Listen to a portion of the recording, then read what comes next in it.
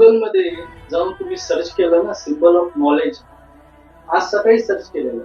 म्हटलं बघावं कोणी बदललंय का नाही बदललं. सिम्बॉल ऑफ नॉलेज एकच आहे. डॉक्टर भीमराव रामजी आंबेडकर. 32 डिग्र्या मिळवल्या त्या माणसाने आणि 9 भाषेचं नॉलेज. Symbol of knowledge. त्या माणसाचं उभं आयुष्य पुस्तक प्रेमात गेलं. पुस्तकासाठी बंगला बांधणारा माणूस. मनुस्मृती जाळली तर त्याला पर्यायी उपाय म्हणून संविधान पण दिला ना.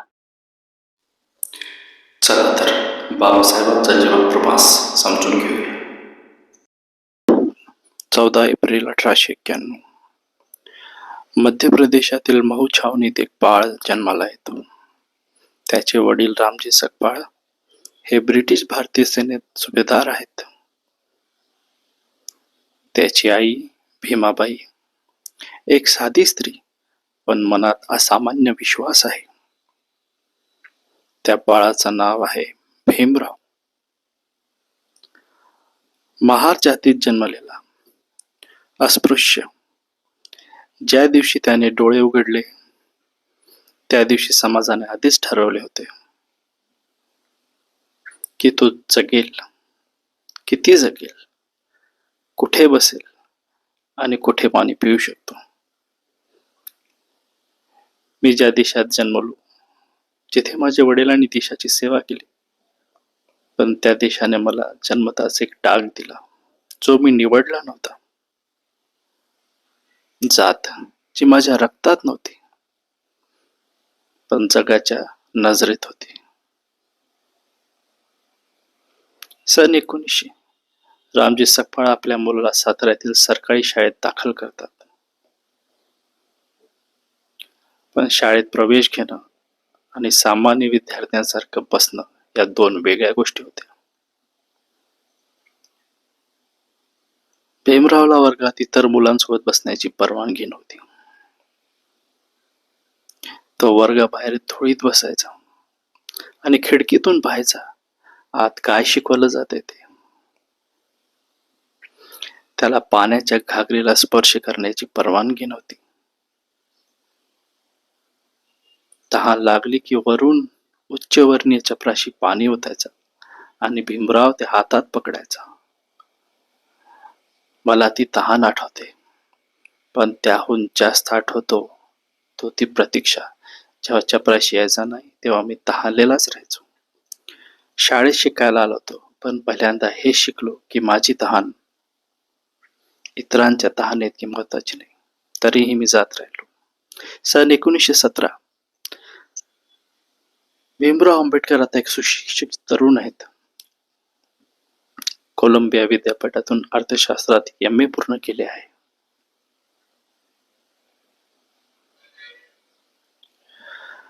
बडोद्याच्या गायकवाड महाराजांनी त्यांना शिष्यवृत्ती दिली होती. अट होती, शिक्षण पूर्ण करून परत या आणि राज्याची सेवा करा. ते परत आले आणि त्यांना सैन्य सचिव पद मिळालं. पण बडोद्यात कोणताही हिंदू त्यांना घर भाड्याने देत नव्हता.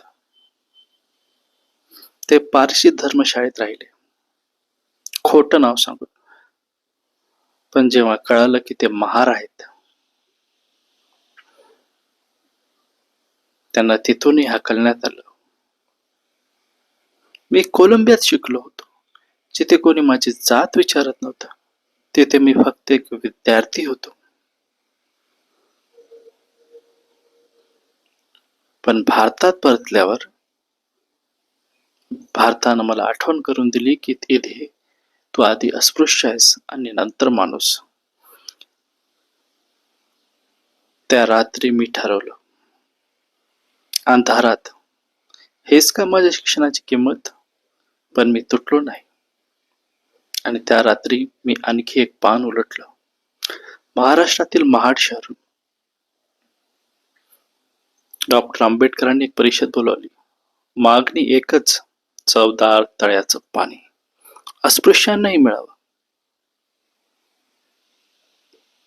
हजारो लोक जमले. आंबेडकर पुढे गेले.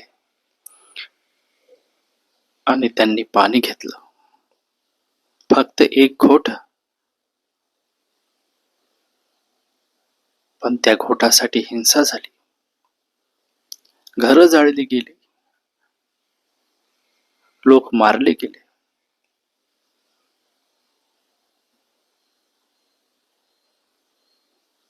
मी ते पाणी प्यालो फक्त तहान भागवण्यासाठी नाही,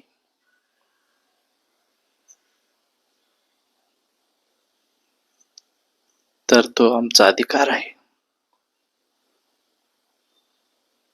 म्हणून त्या दिवशी मी जगाला दाखवलं की जे पाणी तुम्ही हजारो वर्ष रोखलं ते आम्ही मिळवणारच. कारण या पृथ्वीवर जन्मलेल्या प्रत्येकाला जगण्याचा आणि पाणी पिण्याचा अधिकार आहे. सन 1946 भारत स्वातंत्र्याच्या उंबरठ्यावर आहे. आंबेडकरांना संविधान मसुदा समितीचे अध्यक्ष बनवलं जातं.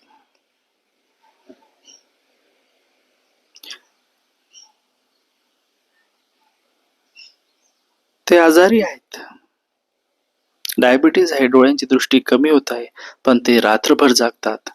300 पेक्षा जास्त बैठक, 2000 पेक्षा जास्त दुरुस्त्या, पण प्रत्येक कलमात लाखो लोकांचा आवाज आहे ज्यांचा आवाज कधी ऐकला गेला नाही.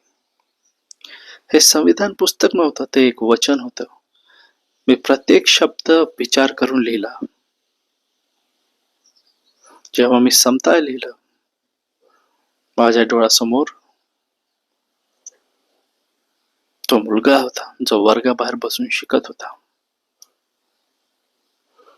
जेव्हा मी स्वातंत्र्य लिहिलं, माझ्या डोळ्यासमोर ती रात्र होती जेव्हा मला धर्मशाळेतून हकललं. जेव्हा मी बंधुता लिहिलं, माझ्यासमोर ते सर्व लोक होते जे अजूनही अदृश्य आहेत.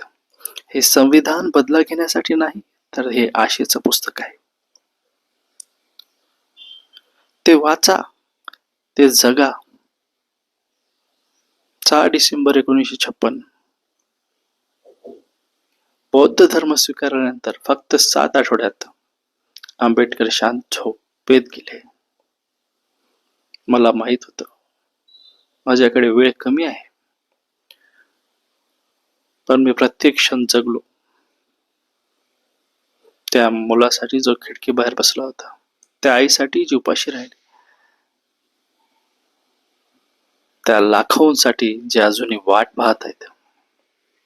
मी जातोय, पण संविधान राहील, धम्म राहील, तुम्ही राहाल. फक्त एक गोष्ट लक्षात ठेवा, शिका, संघटित व्हा आणि संघर्ष करा, कारण स्वातंत्र्य मागून मिळत नाही. बुद्धीच्या सागरातील मंथन भीमात होते, समतेच्या भावनातील चंदन भीमात होते. तालात जीवनाच्या विषमता नाचली, न्यायाची रागदारी गुंजन भीमात होते. संकल्प या मनाचा क्रांती करून गेला, निधड्या मनाचा मोठा होऊन सिंह गेला. दिपविले कैक ज्ञानी माझ्या धुरंधराने, इतिहास घडविला माझ्या युगंधराने. ही आस नाही केली श्रीमंतीच्या धनाची, फुलविली बाग ऐसी येथे परिश्रमाची. दुःखाला झेलणारा, काळाला छेदणारा, गुणवंत पाहिला मी अन्यायी झुंजणारा. विसरून गेला शेवटी जातीयतेची ज्वाला, भीमराव माणसाला माणूस करून गेला. काळाच्या डोळ्यावरती बसलेली होती कात, तू दाविली पहाट उज्ज्वल प्रखरती ज्योत. न्यायाच्या आदर्शावर संघर्ष तुझा होता, या दीन बांधवांना आदर्श तुझा होता. बंधुत्व न्याय जाणे हृदयात साठविले, बंधुत्व न्याय जाने हृदयात साठविले, बंधुत्व न्याय जाणे हृदयात साठविले. दलितांचे